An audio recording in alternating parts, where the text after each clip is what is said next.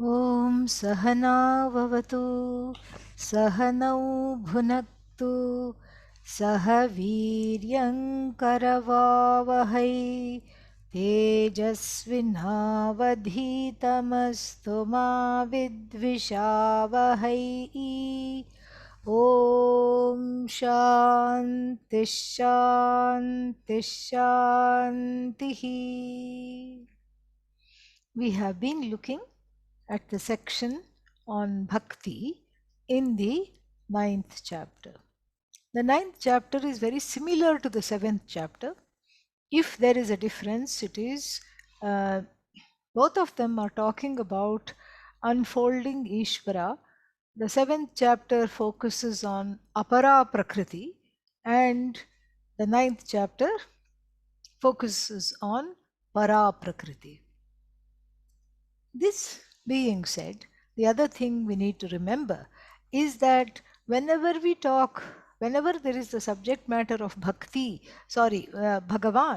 then relating to this Ishvara becomes an important aspect of the topic, an important component, and the way to relate to Ishvara is through bhakti. So, bhakti becomes a very important part of the discussion.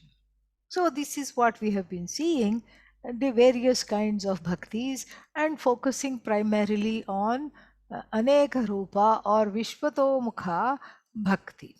So, continuing further, in the last one we saw that I am everything. I am the fire, I am the yajna, I am the accoutrements in the yajna, I am everything. Continuing on the same note, the next three verses will talk about the abidance of Bhagavan in various ways in the universe. Verse number 17. Let us chant. Pitahamasya jagatah Pitahamasya jagatah Mata dhata pitamahah Mata dhata pitamahah Vedyam pavitramomkarah Vedyam pavitramomkarah ऋक्सामयजुरेव च ऋक्सामयजुरेव च. So, Pita aham asya jagatah.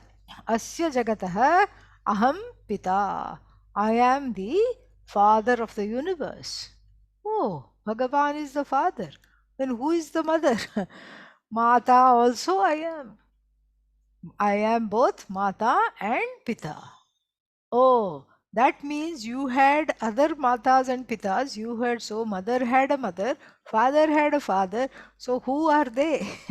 Well, Pita Mahaha, Mata and Pita and Pita Mahaha, Mata Mahaha also. I am the grandparent of the universe, parent of the universe. Well, what kind of a grandparent? The grandparent who doesn't have any other cause, the causeless cause of the universe. I am.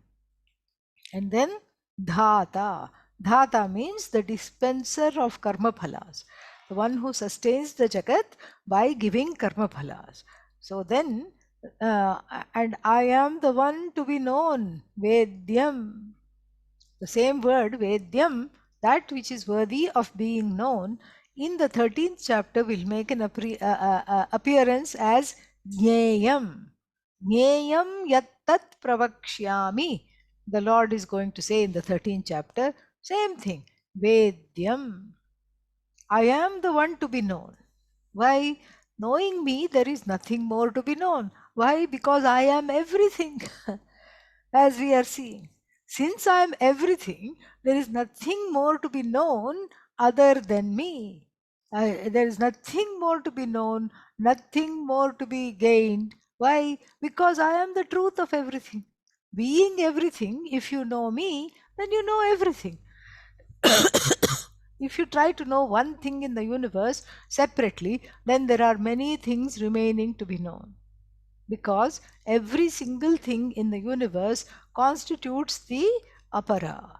constitutes apara, non-ultimate, the relative, finite. And this non-ultimate, relative, finite entities that constitute the universe of objects has something there in common. All of them anusyutaha means pervaded by that which is ultimate, para, and that which is infinite, limitless, ananta, and that which is Satchidananda, Ishvara. So everything being pervaded by Ishvara, so the object is pervaded by that which is non-separate from the subject. And so if I know the object discretely, my knowledge comes to nothing. Nothing. Because I just know a shell that is on the brink of death because it's an object. All we have to do is drop it, finished, gone. And so I just know the shell, the nama rupa. So the nama rupa without the presence of Satchidananda is not even possible for it to exist separately. So the nama rupa which is perishable is pervaded by the imperishable Brahman. So even though the perishable and the imperishable can never mix, there is a kind of a coming together of Satyam and Mithya, as though coming together of Satyam and Mithya, because what is the definition of Mithya? Adhishthana Ananyat, that which is non-separate from that which is the truth of itself. So then, naturally, Satyam and Mithya are Mithya is Satyam, Satyam is not Mithya. And so, therefore, when I choose to know an object, then I only choose to know that particular object. And that particular object is what? That particular object is informed by, pervaded by Satchidananda. If I do not know this, then I am only looking at a shell which is perishable. And this is how, until we come to Vedanta, most people, until they come to Vedanta, are only focusing on what? On the perishable. They are focusing on trying to make the perishable imperishable, and in that all the energy goes. It is a wrong what's its name, pursuit, because the perishable will never become imperishable, and the imperishable also will never become perishable.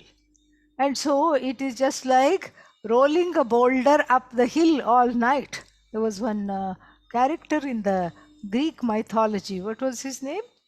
Prometheus. So Prometheus had some curse by some other devatas, Greek devata, and then his job was to all night long climb the hill rolling a big boulder. Then as soon as it reached the top of the hill, what would happen? It would roll down. So his whole night's job would be undone in 2 minutes. This is exactly what happens when one tries to make the perishable imperishable. Even knowing this, it does not stop. It does not stop the people's efforts, because the people's efforts are what? On trying to preserve the karma phala. In fact, the word phala means phalgutaya liyate. That which perishes, that which is perishable is called karma phala. But I want to make the karma phala not subject to time. I want to extend the karma phala. I want to keep it going. This is exactly how the effort is. And so the Lord says they don't know what to pursue. They don't know what is it that is to be known. If they know the Satchidananda that is pervading all objects as the truth of themselves, first as me, as Bhagavan, and then as the truth of themselves, this frenetic activity, this life of just pursuing karma phala, karma, karma phala, karma, karma phala, this kind of a shrinkhala, this impossible chain and this impossible road of trying to make the perishable imperishable will come to an end, along with the pains, sorrows, guilts, hurts, all the things that dog one. It will come to an end. But then that is not what is talked about here. And so, because that is not most people's pursuit. Most people's pursuit is pursuing that which comes to an end and then pretending it doesn't come to an end, or trying to make it not come to an end. And this is why there is so much frustration. So here, I alone am the one to be known. I am the one to be known. And then we can take it as connected to the next word. What is that? In the form of the pure, purifying, auspicious Omkara. Vedyam Pavitram Omkaraha. So how do you know me? You just know the meaning of the word Om. And since we have talked about it in Mundaka Upanishad, Kathopanishad, 8th chapter of Bhagavad Gita, I'm not going to go deeply into the meaning of the word Om. Suffice it to say that in the Shastra, the meaning of the word Om is Ishvara, and the meaning of the word Om is that which is free of Ishvaratvam and Jivatvam. So the meaning of the word Om is Ishvara. The meaning of the word Om is myself. And what kind of myself? That which is free of the complaints, Jivatvam, body, mind, sense complex, and that which is on the other side of the equation, free of Ishvaratvam. And what is this Ishvaratvam? The status of being the cause of the universe, that is as though imbued, as though superimposed on that very imperishable Satchidanandam Brahma. So this is what I am to be known. And where is this Omkara? Riksama Yajurevacha is that which appears in the Vedas. So what are the Vedas? The Vedas are also myself alone. They are nothing other than myself. The Vedas are myself. Everything is myself. And that which is to be known is also myself. It is not anything else. It is myself alone. And then I am the parent or parents of the creation. So, and then what kind of a parent? Because I am the kind of a parent who doesn't have a parent. Why? Because I am the grandparent also. I'm the parent of the universe. I am the grandparent of the universe. I am the dispenser of the laws of karma. Even though you say I have not done anything wrong, one does not know the past life. So whatever has happened, it just comes. It's not that Bhagavan is singling one out. There is no singling. There is just Bhagavan and there is no singling at all.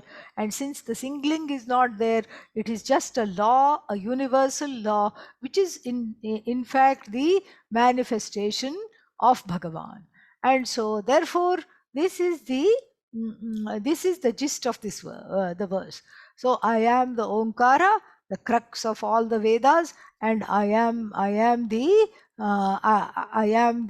Rig mantras, Yajur mantras, Samaveda mantras, all of these I am. And then this is just a beautiful verse talking about the Sarvatma Bhava, how Bhagavan is everything. And then further, verse number 18. गतिर्भर्ता प्रभुः साक्षी गतिर्भर्ता प्रभुः साक्षी निवासं शरणं सुहृत् निवासं शरणं सुहृत् प्रभवः प्रलयस्थानं प्रभवः प्रलयस्थानं निधानं बीजमव्ययम् Nidhanam bijam avyayam. What am I? Gatihi. Gatihi means the goal. Gatihi means the end. So I am the end of what? Of everybody. I am the goal. Oh, but I don't like Bhagavan. I'm not a bhakta. Whether you're a bhakta, whether you like Bhagavan or not, Bhagavan is the goal of everybody, whether one knows it or not. Why? Yato va imani bhutani jayante. Taittiriya Upanishad. Ye na jatani jivanti. Yat prayanti abhisamvishanti. Tad vijignasasva. Tad brahmeti. That causeless cause from which all these bhutas means the five elements and everything else that has come from the five elements, bhautikas means bhutebhyah jatam bhautika, bhuta and bhauta, that which has come from the bhutas means the human body, etc., all names and forms. They are all from which causeless Brahman they have come, by which causeless imperishable cause they are sustained, and into which cause they resolve.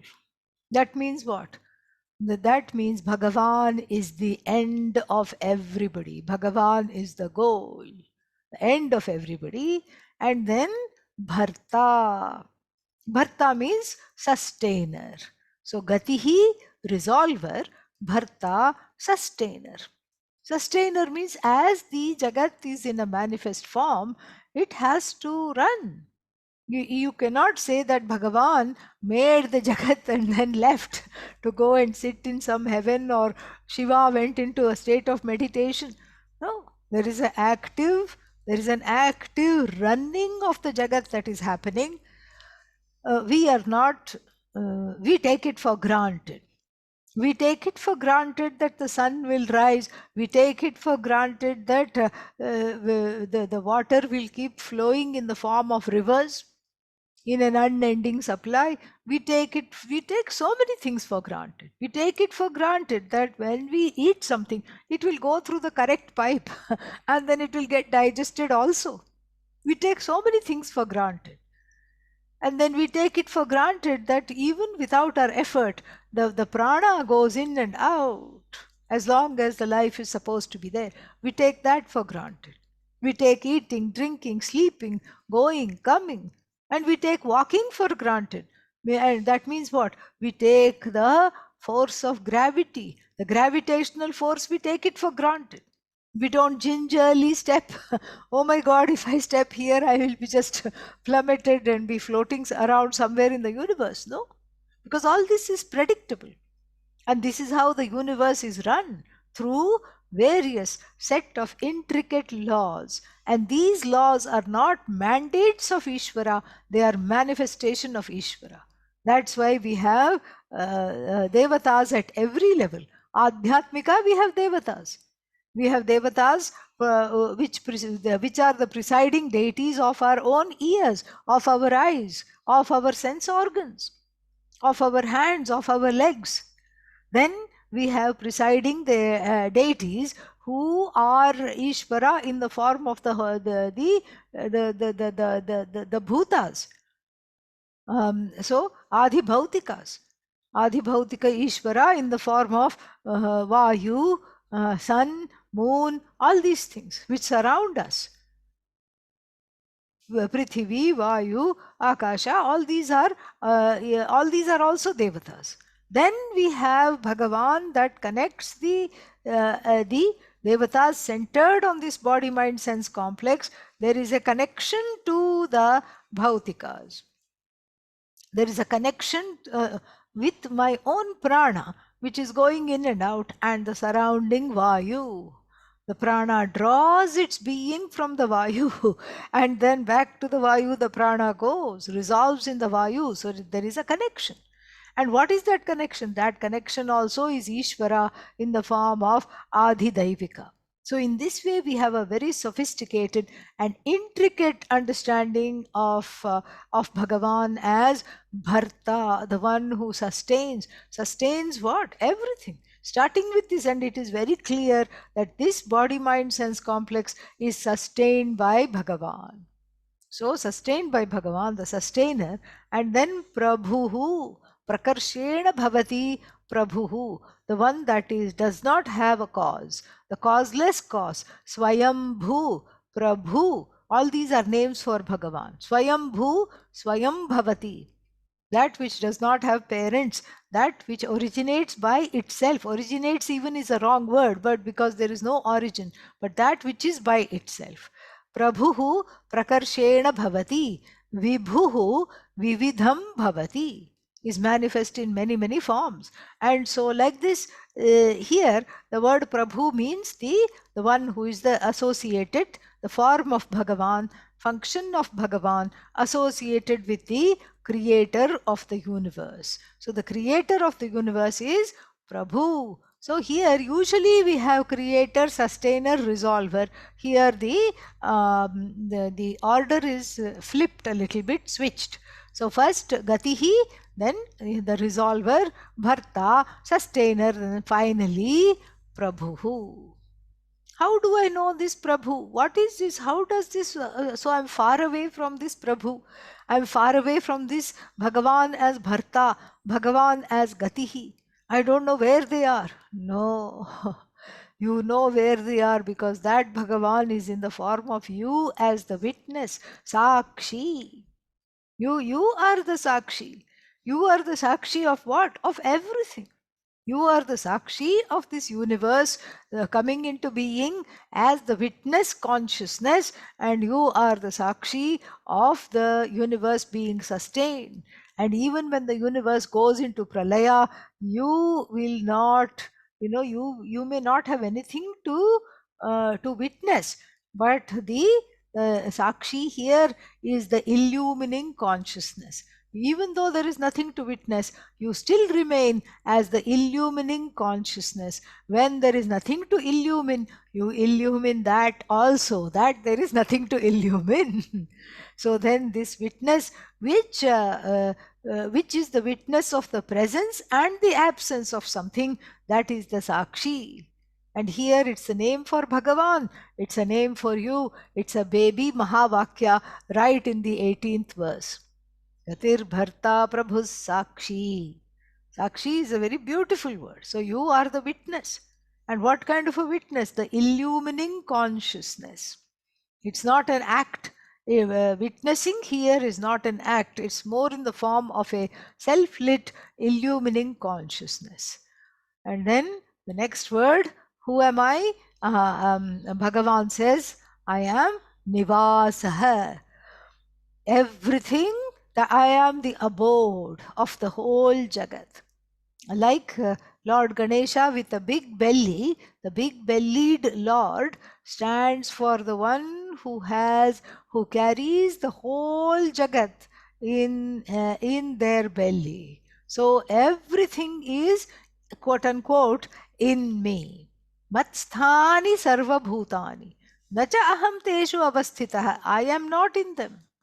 Like the gold that sustains the world of ornaments, like the clay that sustains the earthenware world, I also sustain everything. Everything has its being in me.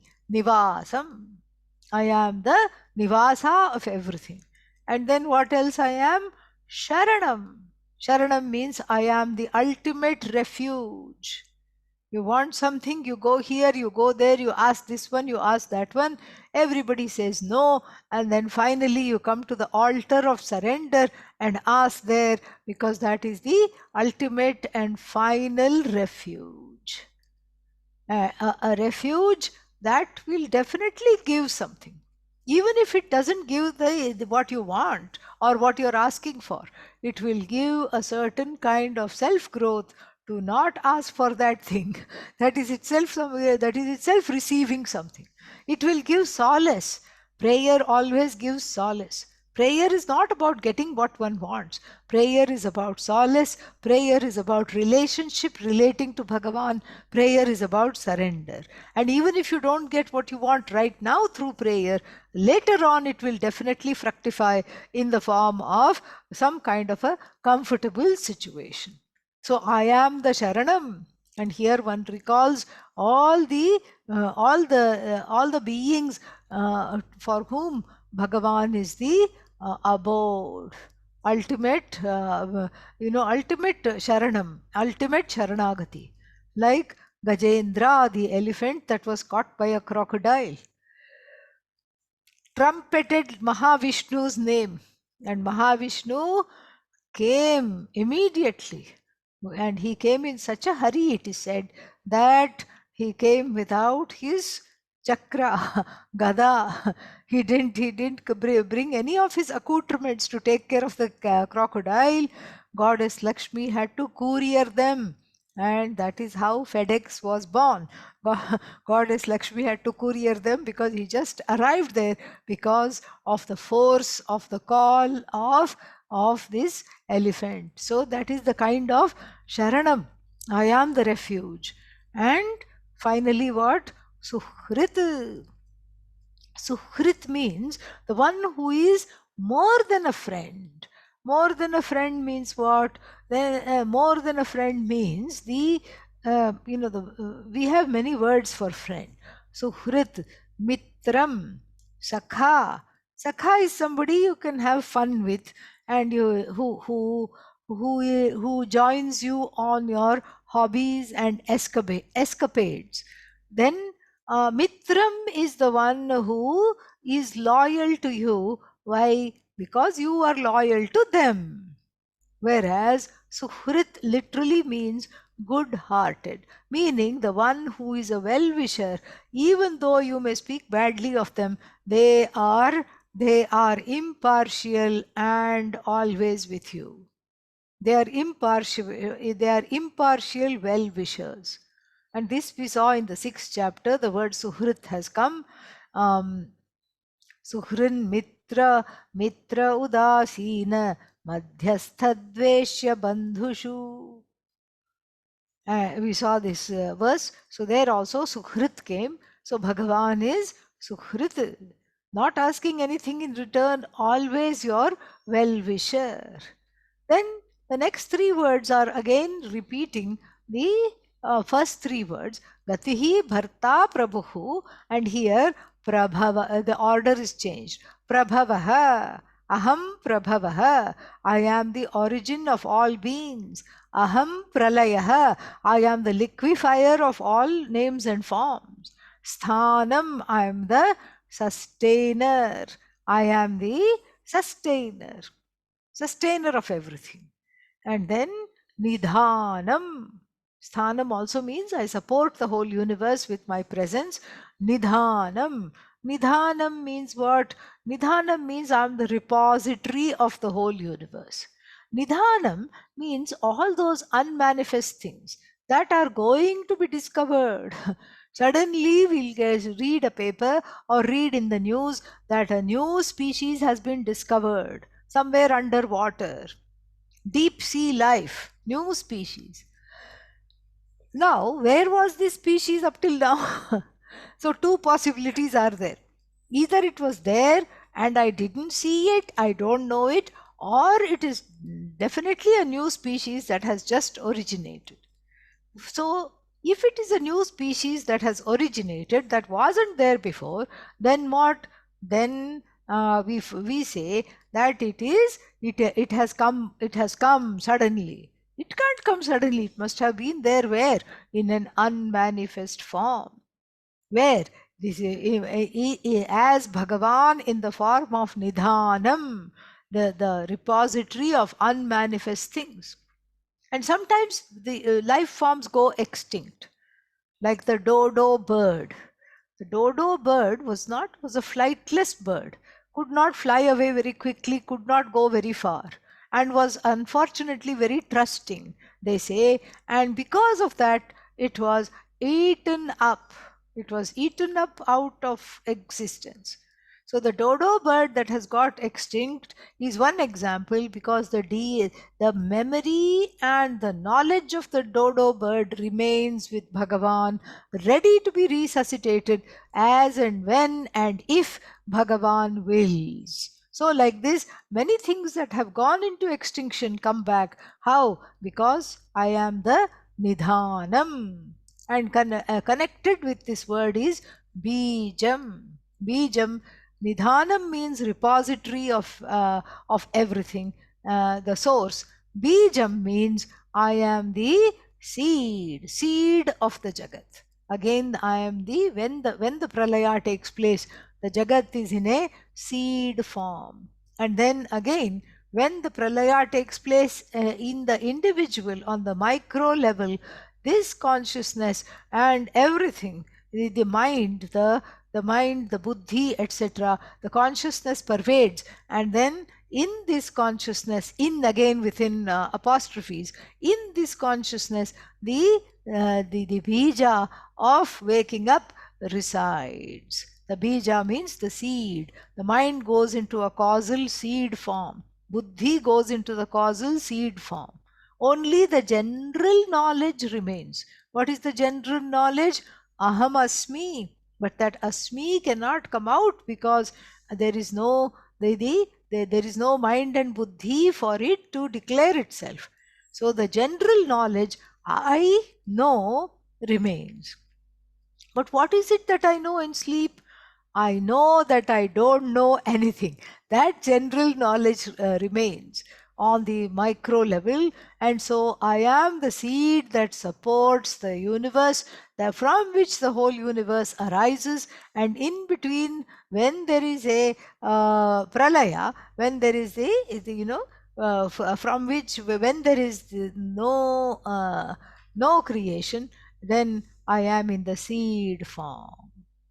So Nidhanam is the repository in the manifest universe. Bija is in the causal form, Sanchita Rupa. So everything, I'm the inexhaustible seed, Avyayam Bijam, unchanging seed. In short, what is there? I'm everything. So let's continue. 19. Tapamyaham aham varsham. तपाम्यहमहं वर्षं निगृह्णाम्युत्सृजामि च अमृतं चैव मृत्युश्च सदसच्चाहमर्जुन.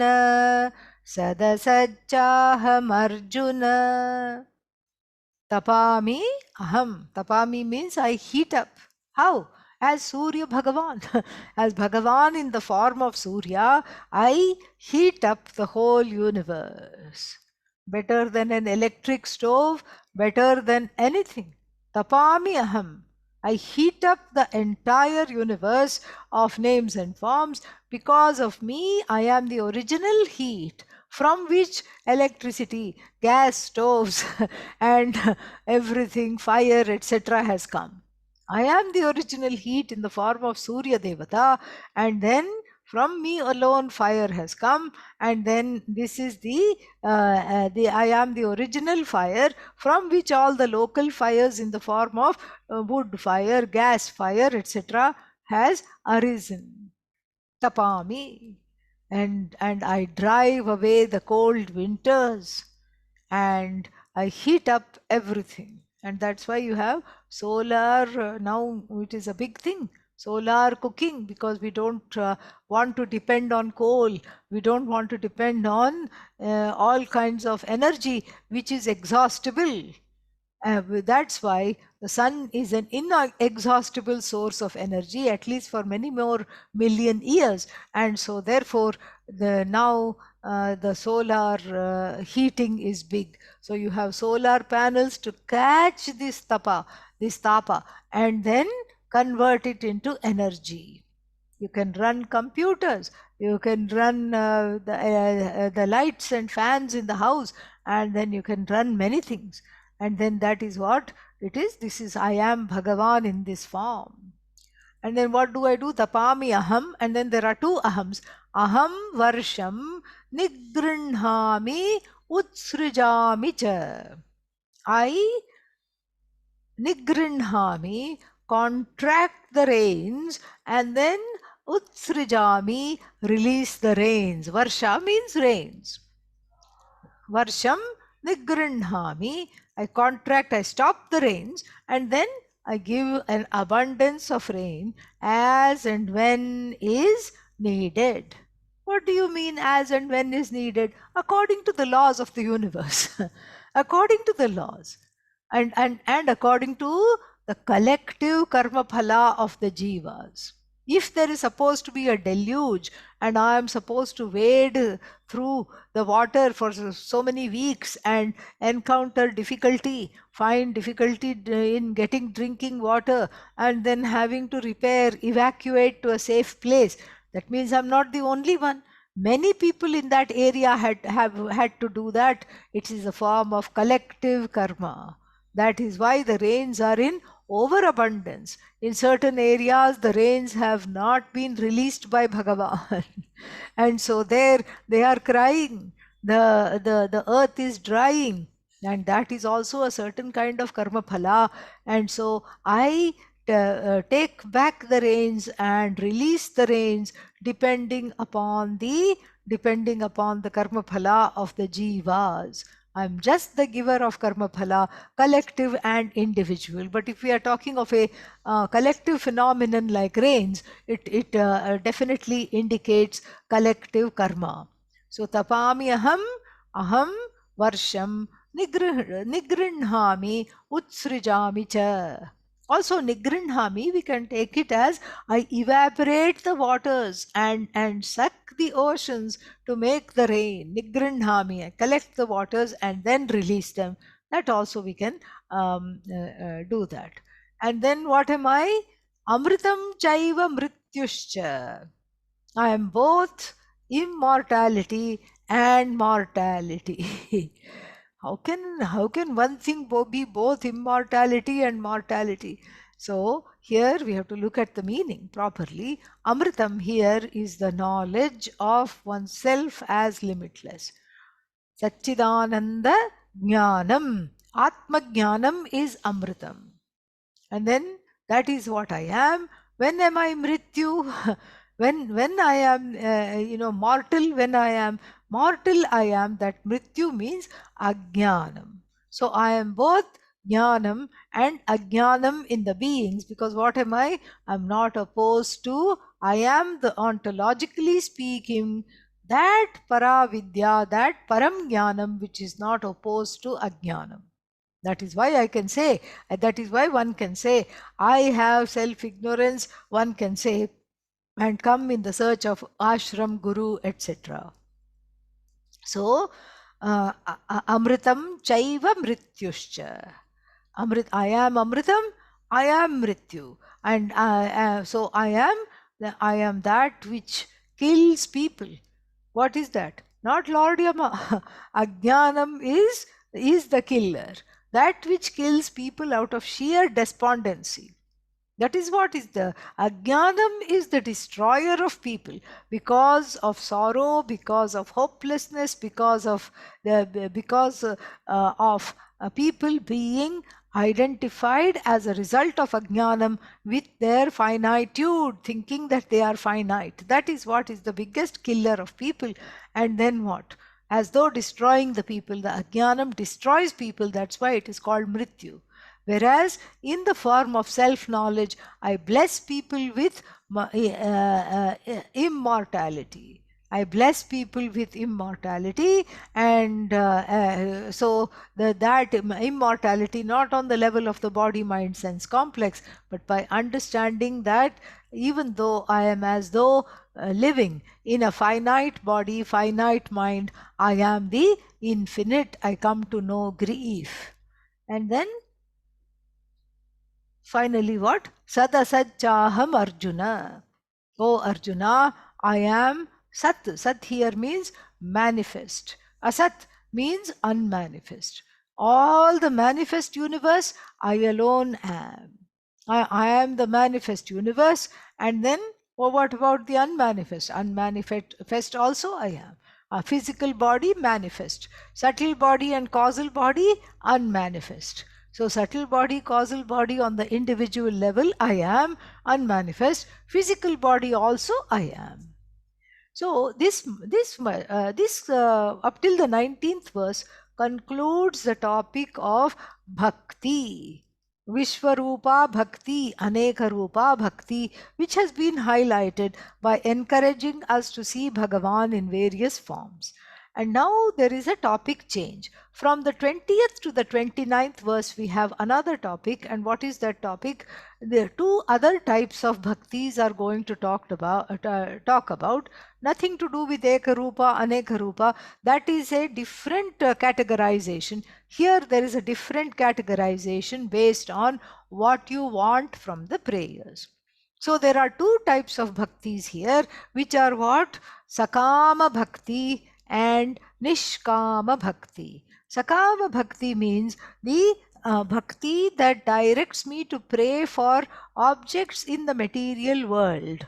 Actually, I should say worlds, because it also includes prayer, for, as we will see in the next verse, for other lokas. It includes prayers for other lokas, and then so as we will see, and then so that is, that is one type of bhakti. Well, give me, give me, give me. I want this, I want that, and Bhagavan obliges, because you are creating the karma phala through the karma of prayer. And what kind of karma phala? Punya. And so that punya's results you will get. But then it is finite. So this is Sakama Bhakti. And then a more evolved and a mature form of Bhakti is called Nishkama Bhakti. And what is this Nishkama Bhakti? The Bhakti that is where the God is, where Ishvara is not a means to an end, but the end in itself. So first, Bhagavan discusses in the next 2-3 verses, Bhagavan will discuss Sakama Bhakti before outlining what Nishkama Bhakti looks like. So let us see Sakama Bhakti. Tune change alert. Okay. Traividya mam somapah putapapaha. Traividya mam somapah putapapaha.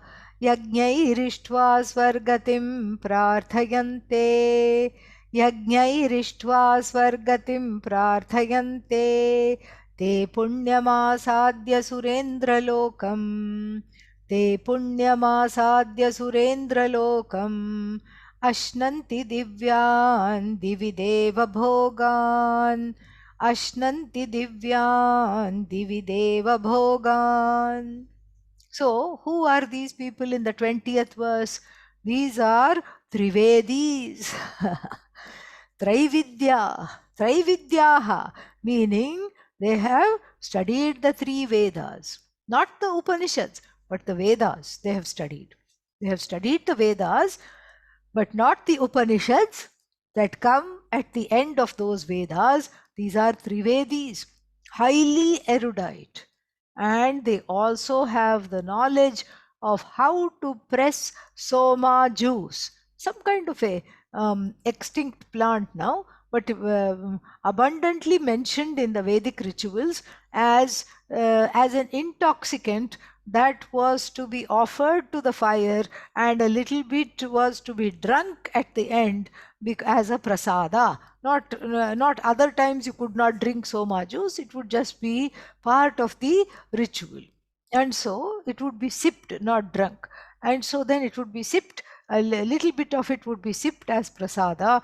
And this was the, and even now in Mexico and all, they have this a kind of a cactus that has a intoxicating influence. What is that called? Peyote it is called. And that also only in religious rituals it is allowed to drink. It is allowed to sip a little bit. Nobody should drink it and abuse it at other times. So they are somapaha, pibati iti paha, like gachati iti gaha, Pibati iti paha. Somapaha. Somam pibati iti somapaha. And then many of them are there, plural. Somapaha. You know? So, like khagaha, birds. So, if you want to plural, so paha, pau, paha. So, the somapaha, plural. So, these erudite people, well versed in the three Vedas, scholars of the three Vedas, who are they? Putapapaha. The drinkers of the soma juice, the sippers of the soma juice, Putapapaha. Because of their ritualistic life, a high bar they have set of dharma, and they are Putapapaha. Puta means purified. So, papat, papebhyah putaha. So, putapapaha. Papebhyah putaha. They are freed of all papas. They have no papas remaining, meaning very few papas are remaining. No papas you cannot say, but they have worked very hard for antahkarana shuddhi. But at the same time, what do they want? They want all kinds of things from me. They don't want Atmajnanam. This is Sakama Bhakti. They are not interested in Atmajnanam. What do they want? They want Swarga. They want heaven. They want to go to other lokas because, poor things, they think that is the ultimate. They think I will go to Swargaloka and remain there. No. So, what do they do? Yajnaihi ishtva. Through the yajnaihi ishtva. Through the yajnas, ishtva, worshipping me, having worshipped, ishtva yajnaihi, having worshipped me through the yajnas, these people who are well versed in the three Vedas and who are the drinkers of the holy sacred soma juice and who have worked hard to remove their papas by leading a dharmic life, what do? Swargatim prarthayante. They pray only for Swargati. Swar means wonderful place. Swarga. So, where even Lord Death cannot go in. When Nachiketa it talks to Lord Yama and Lord Yama is painting the glories of Swargaloka, what does Nachiketa say? Natatratvam najaraya bibheti. You are not there. Okay, yes, it's a good prospect because Lord Yama has no entry in Swargaloka, neither do wrinkles and grey hairs. Najaraya bibheti. Old age is also not allowed. Oh, because why? Old age leads to death. And so therefore, people seeing this painted version of Swarga definitely want to go. Any place you describe, there will be a few people who will want to buy the ticket and go. And so what is the ticket here? Yajna. Nachiketagni, we saw that. That which leads you to heaven, Nachiketagni. So Yajnaihi, worshipping me through Yajna, Ishtva, having worshipped me, Swargatim prarthayante. They fervently stand and pray to be taken to Swarga. And I cannot deny them their desire, says the Lord, because they have earned it through their karma. They have sweated over every brick they made. They have made sure to do the yajna properly, and they have, behind the yajna is an ardent kamana, an ardent expressed desire to be taken to Swarga. And if their prarabdha does not forbid it, if there is no other terrible karma standing in their way to stop them from going to Swarga, I have to allow that. So, what do? They go to Swarga. They punyam asadhya collecting. So asadhya, collecting the punya, what happens? They punyam asadhya. So having collected, having reached because of the punya, what do? They reach asadhya prapya. What do they get? Surendra lokam. What is Surendra loka? Indraloka. Suranam Indraha, the king of the gods. That loka, Indraloka, Swargaloka, they get. And they go there and what? Ashnanti. Ashnanti means they partake. They enjoy. What do they partake? Divyan. Divyan means Divyan Deva Bhogan, they partake, they enjoy the celestial bhogas, pleasures. They are given the celestial bhogas, the pleasures of enjoyed by the gods, Deva Bhogan, enjoyed by all the devatas, the celestial pleasures they are given. Where? Divi. Divi means in the heavenly realms. In heavenly realms, they are given the access, they get a ticket to have access to all kinds of pleasures enjoyed by the celestials in the celestial lokas. It's like going on a cruise, and on the cruise ship there is all kinds of wonderful things that you can enjoy. You can go somewhere, have a concert. I have not gone, I have heard, that's all. So you can go to a theater, you can see a concert. Next to that is another theater where you can watch a movie. Next to that is some other comedy show. You can choose which one to go. You can go, how to go, where to go, how to go. All that will be, there'll be a list of all kinds of things, and you think it's all free, but no, you have already paid for it upfront when you booked the cruise. All these activities are included, whether you sit in your room or whether you partake of them. All these activities are included. And so this is an example of Sakama Bhakti. How to differentiate between Sakama Bhakti and Nishkama Bhakti from the Sankalpa? The Sankalpa itself, what it said here, these people are interested in the in heavenly pleasures, heavenly desires is what prompts them to do the yajna. And then when the yajna is done, then the karmaphala of that is what? Various forms of enjoyments, heavenly enjoyments. Urvashi concert, Menaka concert, and then a musical concert by yakshas, kinnaras and gandharvas, all these musical celestials. So then you decide the goal and you put the sankalpa, and then Bhagavan is just like a shopkeeper, just takes your punya and gives you whatever you want. That's what it is. Bhagavan is like a regular small time shopkeeper in India. So you go to the shop and you say, I'll have that. And then the man says, it'll be this much money. You give the money up front and you take that object, go home and enjoy it, or enjoy it right then and there. So that's basically what this transaction is like. The bhakti which is directed to material comforts in this or other lokas, that is what Bhagavan will take your punya and then they take your punya. Bhagavan will take your punya and then give back the result in the form of whatever you wanted. Continuing, ते तं भुक्त्वा स्वर्गलोकं विशालं क्षीणे पुण्ये मर्त्यलोकं विशन्ति. ते तं भुक्त्वा स्वर्गलोकं विशालं क्षीणे पुण्ये मर्त्यलोकं विशन्ति. एवं त्रयी धर्ममनुप्रपन्नाः, एवं त्रयी धर्ममनुप्रपन्नाः गतागतं कामकामा लभन्ते, gata kama kama labhante.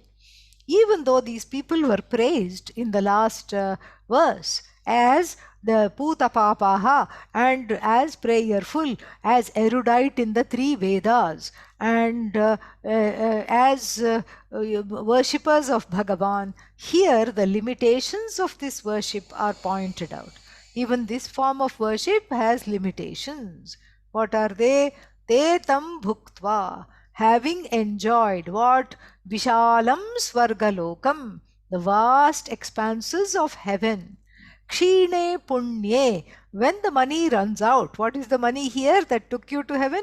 Punya. When the punya becomes kshina, when the punya becomes less and less, martyalokam vishanti, They come back to the world of mortals. Why? Because the original reason for their birth has not been taken care of. What is the reason for the birth? Ajnanam. That Ajnanam has not been taken care of. Because of Ajnanam they were born. Because of Ajnanam they prayed for Swarga. Because of Ajnanam they went to Swarga. So in Martya Loka, the job of removing Ajnanam is not finished. Why not they gain freedom, liberation in Svargaloka? Not possible, because there is only Bhoga Sharira. So therefore, evam, in this manner, Trayi Dharmam Anuprapannaha, these experts in the three Vedas, Gata Gatam, Kama Kamaha, these Kama Kamaha, those of many, many desires, the seekers of many, many pleasures, Gata Gatam Labhante, they attain only those things marked by arrival, departure, and arrival, meaning things that come and go, they get. They get only finite things by Nishkama Sakama Bhakti. More detail we'll see next time. Om Purnamadah Purnamidam Purnat Purnamudachyate Purnasya Purnamadagya Purnamevavashishyate. Om Shanti Shanti Shanti Harihi Om Shri Gurubhyo Namaha Harihi Om.